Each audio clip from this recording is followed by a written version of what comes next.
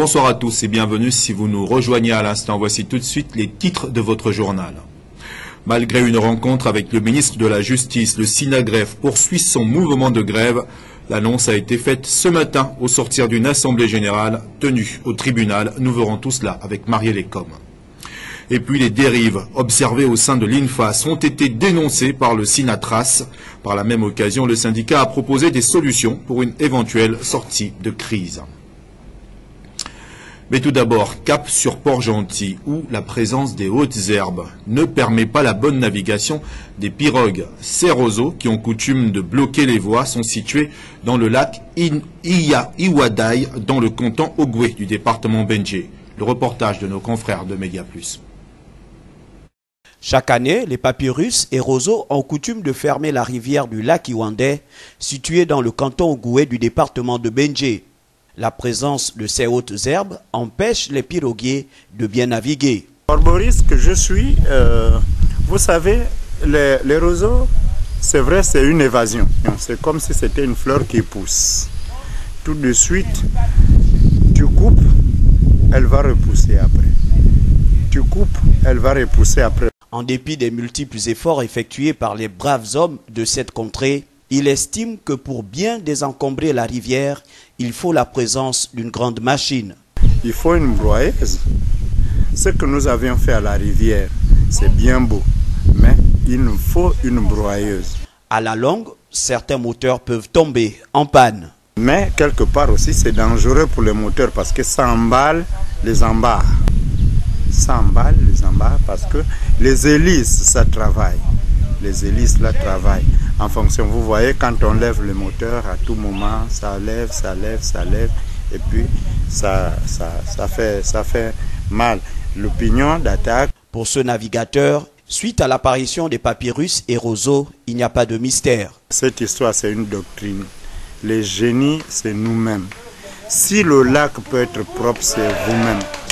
Le lac ne peut pas être propre, c'est vous-même. L'entrée là, c'est nous-mêmes qui avons travaillé. Est-ce qu'il y a eu des génies là-dedans là? Il n'y a pas eu de génie, c'est nous-mêmes, les humains, qui avons travaillé. C'est nous-mêmes. Avec notre propre volonté, on a dit, on ouvre. Le désencombrement de la rivière du lac Iwandais permet aux populations de bien naviguer. Toujours à Port-Gentil, parlons à présent du manque d'éclairage au quartier Fin-Goudron-Salsa. Une situation inquiétante, les populations se disent délaissées par les pouvoirs publics. Iriel Nansimberkuna. Il existe bien des installations électriques adéquates au quartier Fin-Goudron-Salsa. Pourtant celles-ci ne servent plus à rien et ne sont plus que l'ombre d'elles-mêmes. Un fait qui favorise l'accroissement de l'insécurité dans ce secteur. L'on note des braquages et autres types de banditisme. C'est ça, c'est un peu ça, des vols, des braquages, c'est comme ça, c'est ça, on peut rien. On ne peut pas nier qu'il n'y a pas d'insécurité, mais c'est dans tous les quartiers. Dans la zone là, il faut voir les garçons qui veulent travailler par rapport à l'insécurité. C'est vrai qu'il y a l'insécurité ici. Bon, on vit comme ça depuis, c'est pas aujourd'hui qu'on parle de l'insécurité au niveau de ce quartier-là. Mais on n'a jamais vu les changements. Parce qu'on ne peut pas d'insécurité, c'est vrai qu'il y a l'insécurité par rapport ici. Tu peux venir la nuit, on va te braquer là. Zone enclavée qui n'a pas vu la présence d'une quelconque autorité depuis belle lurette, avec pour intention d'effectuer quelques travaux que ce soit. Quand bien même plusieurs projets visant l'amélioration du dit quartier sont connus des riverains qui se sont oubliés. Là-bas, elle rentre la sortie de la pompe là, pour sortir sur Poitiers là-bas. Donc c'est là sur une autre route qui sort pour revenir par là où vous êtes rentré. La mairie le faisait à l'époque, le maire Ndao. Ils venaient quand même, ils curaient. Par exemple, on a plein de... C'est une route, mais là ça devient un canal. On est obligé de faire une passerelle pour traverser, mais sinon c'est une route. Mais pour ne pas, la mairie curait et ça s'est déversé sur les grands caniveaux. Mais depuis là, plus rien. Ils ont essayé de faire celle-là. Ça me réveille il y a 3 ans qu'ils ont fait la route de Poitiers là. Ça s'est arrêté, c'est devenu nid de poule. Certaines installations de dames SG accablent ces populations, freinant leur élan quand celles-ci veulent assainir leur environnement immédiat. On ne peut pas débrousser ici à cause des tuyaux de la SCG. Si on débrousse là, les tuyaux de la SCG là, il y a beaucoup de gens qui habitent plus loin. Si on débrousse, on va blesser les tuyaux. Si on blesse les tuyaux, on a des problèmes avec les voisins. Bon, mais tu sais que parfois quand quelqu'un vient déposer quand la SCG vient déposer les conduites d'eau là, on ne sait pas qui appartient les tuyaux, mais ça passe derrière, par ici. Maintenant, quand ça passe par ici, on ne peut pas, on ne connaît pas qui appartient. Mais une fois, quand on a débroussé, pendant la saison, on débrousse, on brûle, on a des soucis. Oh non, en tout cas, c'est la route de l'État. Autant de situations, une fois de plus portées à l'attention des pouvoirs publics. De Port-Gentil, embarcation pour Libreville, où l'éducation sexuelle semble de moins en moins présente au sein des familles. Une situation à l'origine des grossesses précoces et des maladies sexuellement transmissibles en milieu scolaire. Les parents sont de plus en plus interpellés à prendre leurs responsabilités. Sabrina Kundipenda. Avec l'arrivée des réseaux sociaux et des séries télévisées, les jeunes se trouvent aujourd'hui exposés aux scènes et images se rattachant davantage à la sexualité. Face à cette situation observable chez plus d'un, il devient important, voire nécessaire pour les parents d'en parler avec leur progéniture et non d'en faire un sujet tabou. Normalement, pour protéger les enfants, les parents devaient aborder ce sujet avec eux. Des maladies, bon, on va dire infections, parce qu'on parle maintenant d'infections ou de maladies, infections sexuellement transmissibles. Oui. Parce que l'enfant n'est pas averti. Hein. Parfois, on attrape certaines maladies fausses parce qu'on ne sait pas comment se prémunir de cela. Ouais. Qu'est-ce que les jeunes filles font souvent? Parfois, elles se confient à leurs copines. Avec l'éducation de la rue et celle des séries télévisées qui chaque jour gagnent du terrain, certains parents jugent mieux aujourd'hui de faire un équilibre avec la parole de Dieu. C'est là qui peut être la solution à tous les problèmes. Également la parole de Dieu aussi, oui, la parole de Dieu. Il faut de temps en temps parler de Dieu aux enfants et les édifier, quoi. C'est le rôle des parents. Avant que l'école ne prenne le relais, c'est d'abord le parent. En ce qui concerne la sexualité, les parents sont interpellés à faire preuve de responsabilité vis-à-vis de leurs enfants, ce qui réduirait largement le taux de grossesse précoce. Parler de sexe à son enfant permettrait à ce dernier de franchir avec succès certains obstacles de la vie. Rien à voir avec ce qui précède. Les greffiers réunis au sein du SINAGREF, leur syndicat, étaient en assemblée générale ce matin au palais de justice. Le point phare à l'ordre du jour était la rencontre avec leur ministre de tutelle.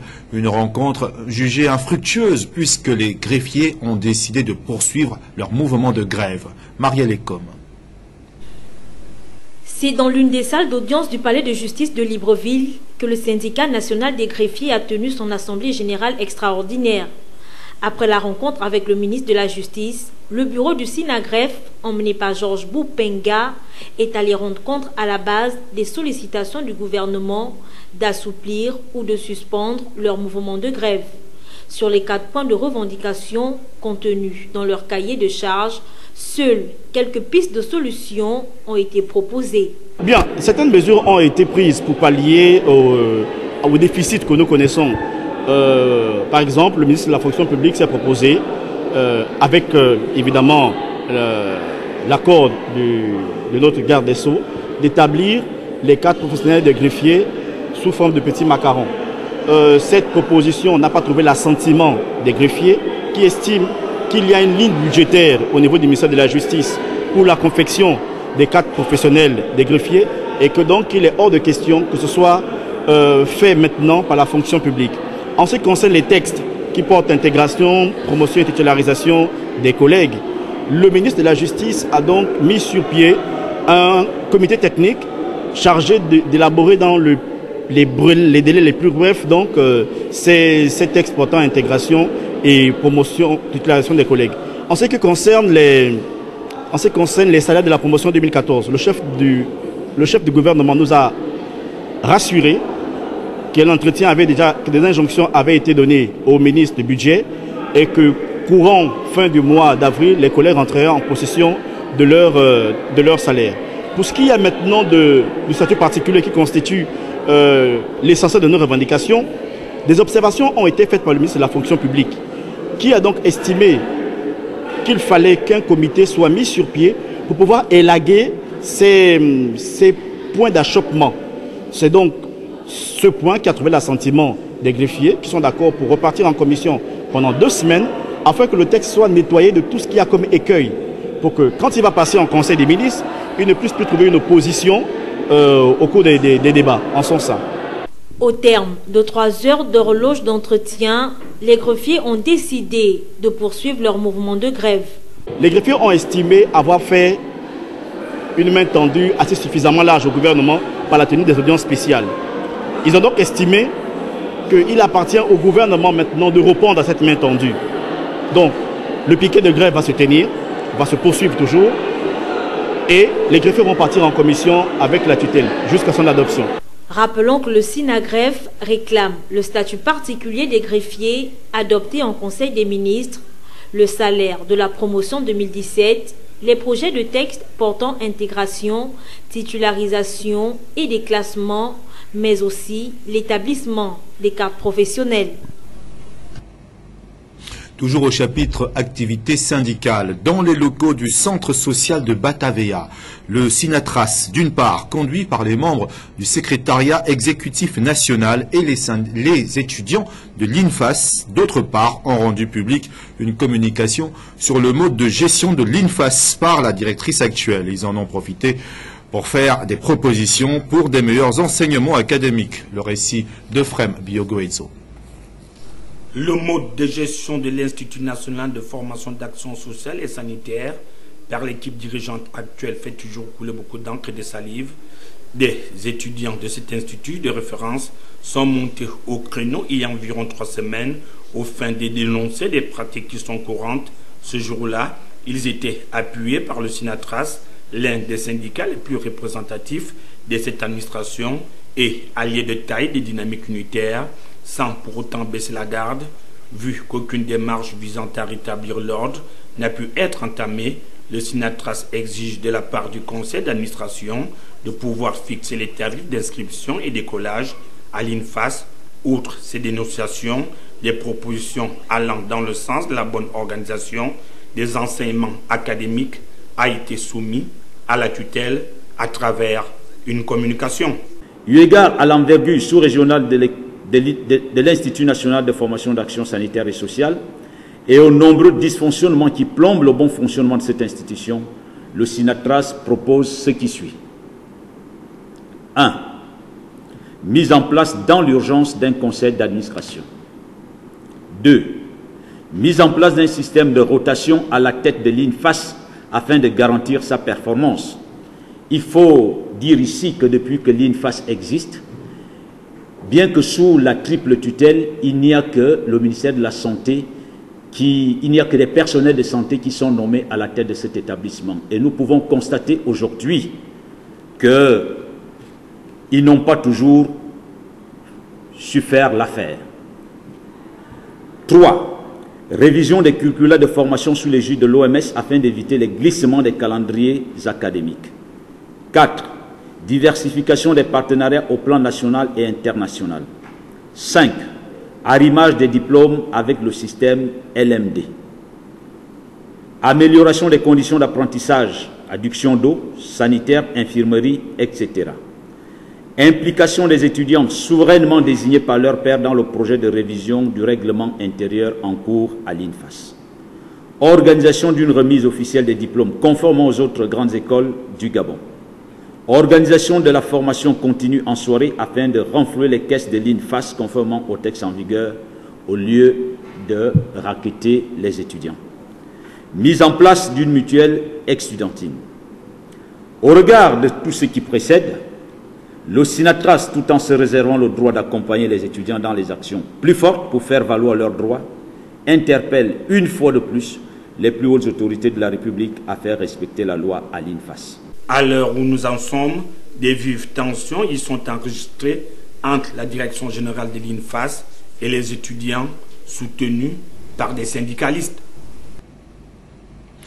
Un mot de religion dans cette édition d'information. L'archidiocèse de Libreville annonce la célébration du Tridium pascal qui évoque les événements qui retracent le passage de Jésus vers son Père, sa Pâque. Les chrétiens sont donc invités à vivre pleinement et en toute unité ces 3 jours. Les différentes paroisses de l'archidiocèse de Libreville célèbrent le Tridium pascal. Cette période de 3 jours pendant laquelle l'Église célèbre la passion, la mort et la résurrection de Jésus et qui s'étend de la messe vespérale du jeudi saint au dimanche de Pâques. Pour mieux éclairer sur ces différentes célébrations et événements, le coordinateur de la commission médias, culture et tourisme de l'archidiocèse a convié les médias à un échange. Nous avons, de par cette célébration du Vendredi Saint, qui nous donne, d'une part, de célébrer la mort de Jésus, de pouvoir vénérer le Christ Jésus qui est porteur de vie, et ensuite il y a la communion qui se fait de par les saintes espèces consacrées le jeudi saint. Et nous nous souvenons de la parole de Jésus à ses contemporains qui lui disent: mais toi tes disciples ne jeûnent pas, alors que les disciples des autres ils jeûnent. Dit: quand l'époux vous sera enlevé, à ce moment-là les disciples de l'époux jeûneront. Et donc nous entrons dans, c'est le sens aussi à donner au jeûne du Vendredi Saint, parce que l'époux est enlevé et l'Église entière jeûne. Elle se donne de se priver de nourriture pour vivre une mortification qui nous donne d'entrer en communion avec le Christ Jésus mort, et que nous allons célébrer le samedi saint dans la veillée pascale, qui est une veillée qui commence par le feu nouveau qui est béni à l'extérieur de l'église, et le cierge pascal qui est porté par un diacre ou un prêtre. Le premier jour du Triduum, celui de la Passion, débute jeudi soir. Le dimanche de Pâques est la plus grande fête chrétienne. Depuis lundi dernier, la classe politique gabonaise est en deuil avec la disparition subite d'un de ses acteurs, Jules Aristide Bourdès Ogouli-Nguindé. Un hommage rendu à cet illustre fils à travers son parcours politique et administratif dans ce récit d'Arnon Babekung. C'est un deuil qui frappe la classe politique gabonaise en général et de l'opposition en particulier, avec la disparition de l'opposant Jules Aristide Bourdès Ogouli-Nguindé. Né le 28 février 1938 à Libreville, c'est aussi dans la capitale gabonaise qu'il a tiré sa révérence le 26 mars dernier.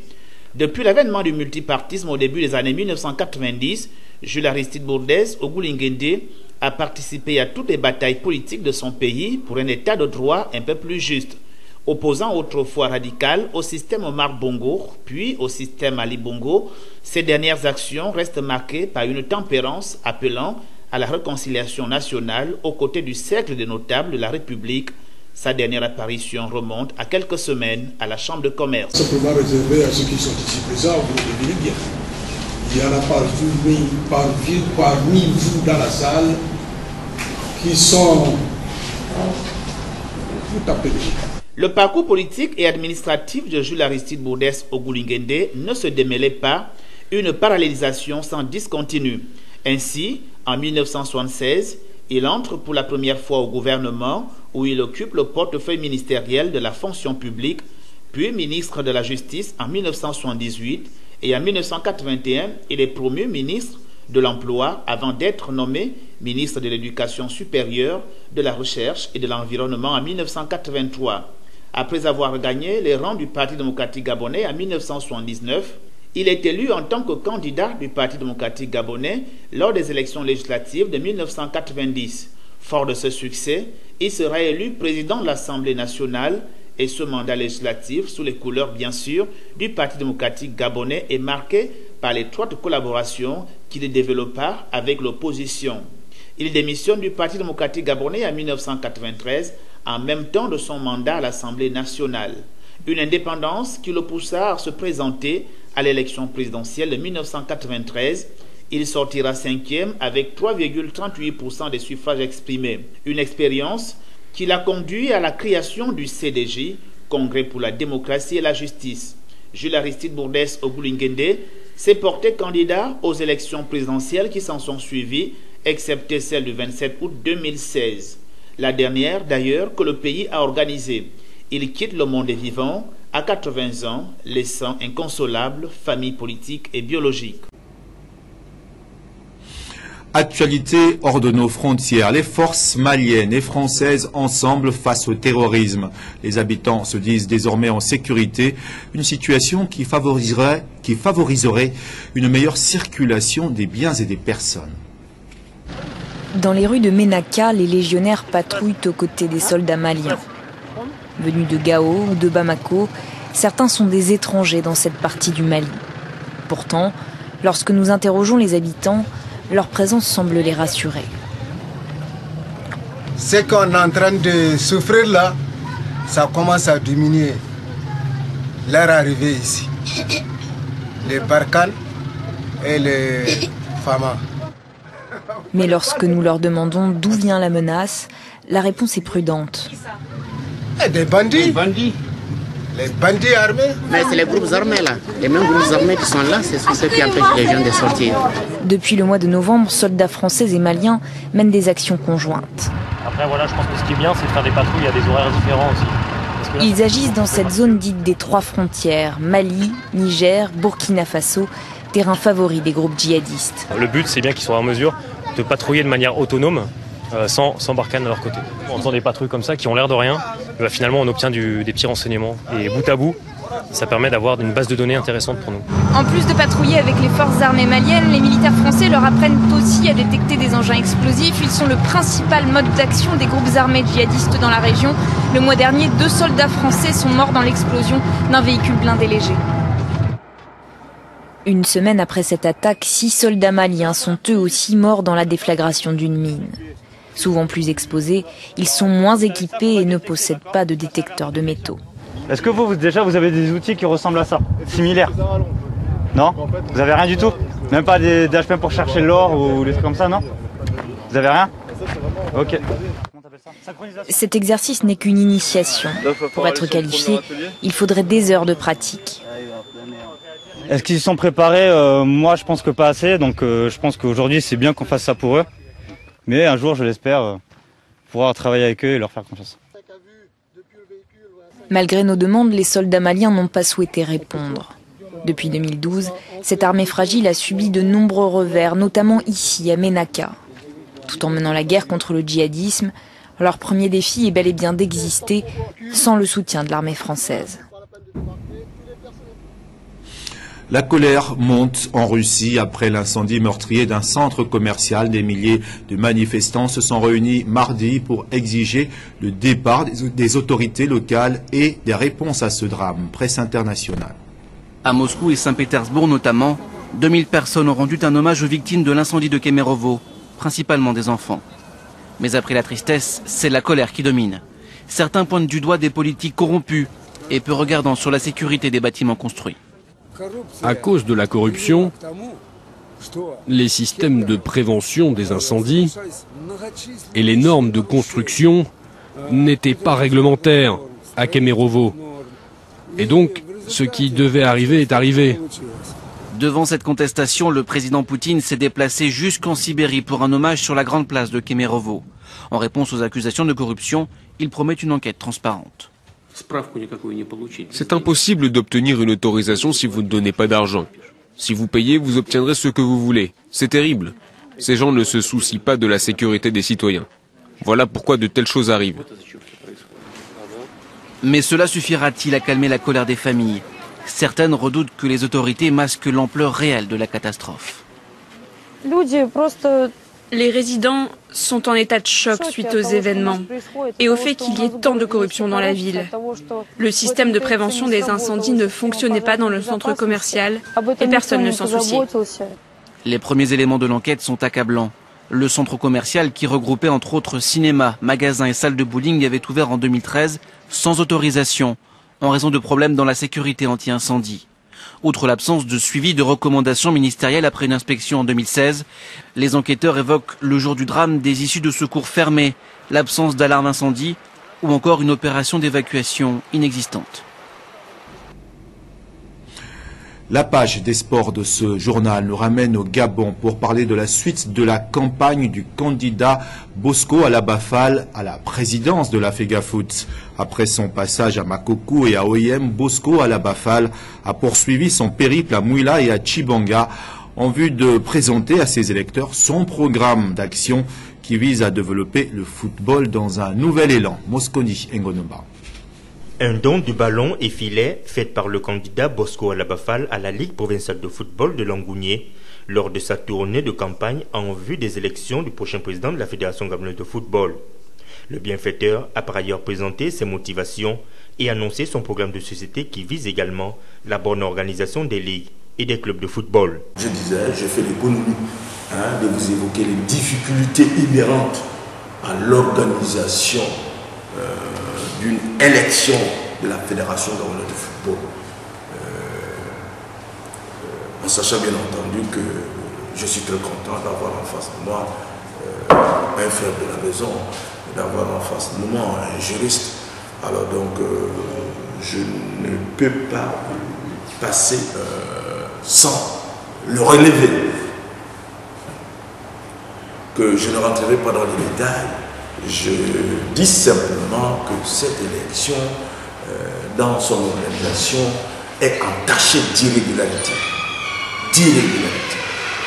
Il faut avoir le courage de le dire, de le relever. Quand on a en face de soi des juristes, il faut le dire. Le président de la Ligue a quant à lui fustigé l'attitude de certains candidats qui, d'après lui, viennent pour brouiller les pistes. Pour lui, il devrait d'abord apprendre des aînés avant de se lancer dans une quelconque campagne. Ils sortent de partout et nous sommes des électeurs. Parce qu'à certains moments aussi, ça nous embrouille. On se fixe sur un candidat ou sur deux candidats, mais après, quand il y a d'autres qui viennent brouiller les chiffres, alors là, il faut être mature pour rester calé sur votre première position. Parce que il ne sert à rien pour moi d'avoir beaucoup de candidats qu'on ne connaît pas, surtout. Il y en a que moi je ne connais pas. Je suis quand même dans le football là, ça fait un peu longtemps. Tous ceux qui sont dans le football, comme il a pu le dire, on se connaît.